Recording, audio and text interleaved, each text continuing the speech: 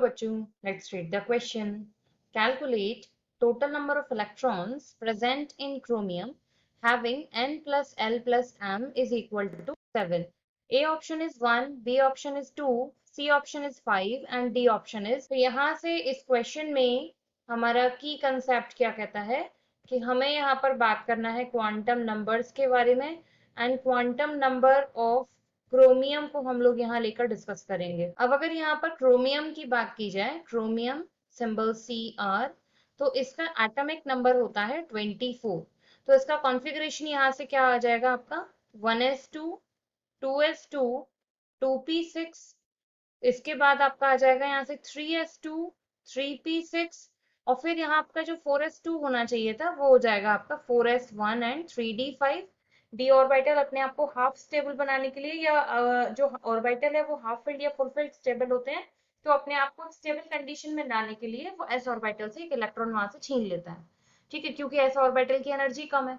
अब यहाँ पर बात करें तो हमें क्या करना है कि ऐसा कोई एक वैल्यू निकालना है जिसमें n plus L plus M की जो वैल्यू है वो 7 आ जाए।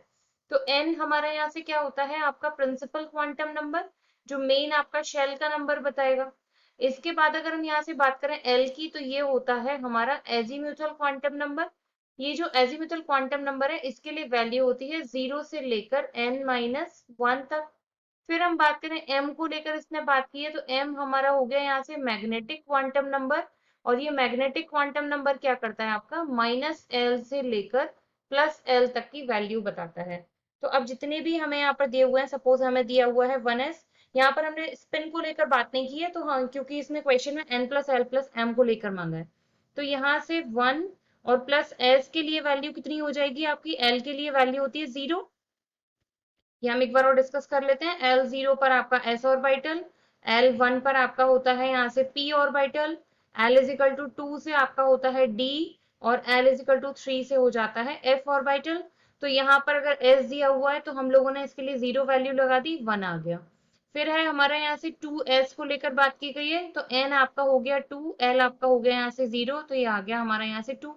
इसके बाद हम बात करें यहाँ से 2p को लेकर, तो 2p में आपका कितना हो गया यहाँ से n आपका आ गया 2, प्लस p को लेकर बात करें l आपका कितना हो जाएगा यहाँ से 1 3। इसी तरीके से सिमिलरली हम आगे बढ़ते जाएंगे, हम एक लास्ट वाले पर पहुंच जाते हैं डायरेक्टली 3d5 को लेकर।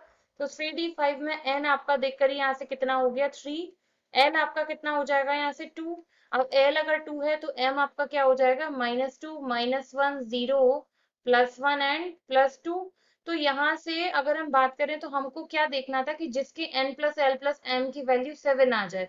तो n आपका आ गया यहाँ से 3 प्लस l आपका आ गया 2, प्लस अगर हम m वाले की बात करें तो अगर मैं उसका हाईएस्ट वैल्यू कंसीडर करती हूँ +2, तो यहाँ से कितना हो जाएगा ये आपका 7। ये अगर हम यहाँ और किसी का कॉन्फ़िगरेशन करके देखेंगे या टोटल करेंगे तो नहीं आएगा। एक बार ये आइडिया ले लेते हैं। यहाँ से 2 आपका n आ गया और p यहाँ ये इसका हम कर चुके थे 3 आ गया।